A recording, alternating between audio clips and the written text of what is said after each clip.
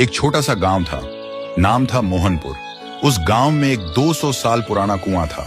लोग कहते थे हर रात उस कुएं से एक रोती हुई लड़की की आवाज सुनाई देती है।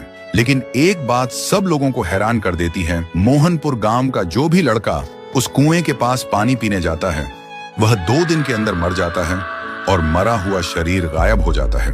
और एक दिन इसी गांव में एक शहर से अर्जुन नाम का लड़का आता है। अर्जुन वह छुट्टियों में अपने दादाजी से मिलने आए थे। एक दिन अर्जुन गांव के लोगों से सुना है कि वह कुआं बहुत डरावना है और कोई उसके पास नहीं जाता।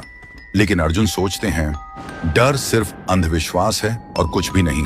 एक दिन धूप में जाते हुए अर्जुन को प्यास लगी और बिना किसी से पूछे वो सीधा उस कुएं से पानी पीने चला गया। तब अचानक से एक लड़की का चेहरा सामने आया। अर्जुन डरा हुआ था और तुरंत वहां से भागकर घर पर चला गया।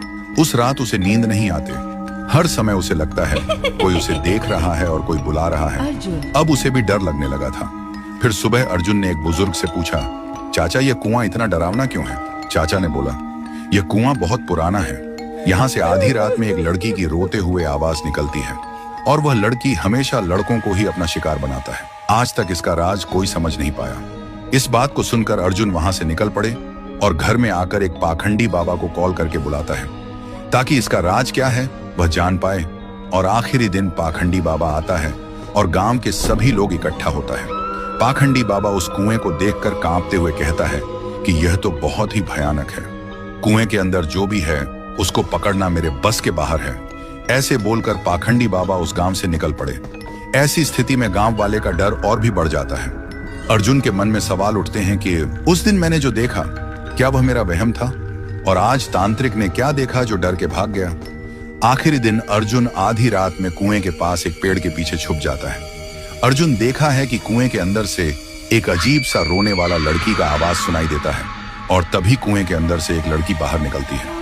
थोड़ी देर बाद एक लड़का गाड़ी लेकर गांव से गुजरता है। वह लड़की उसके सामने आ जाती है और लड़की उस लड़के को मार देता है और लड़के का शरीर गायब हो जाता है।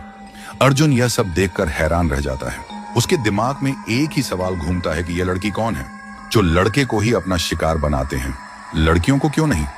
तो दोस्तों, अगर आपको जानना है कि उसे कुएं में वह लड़की कौन था और वह सिर्फ लड़कों को ही क्यों अपना शिकार बनाती है तो कमेंट करो, पार्ट 2 चाहिए।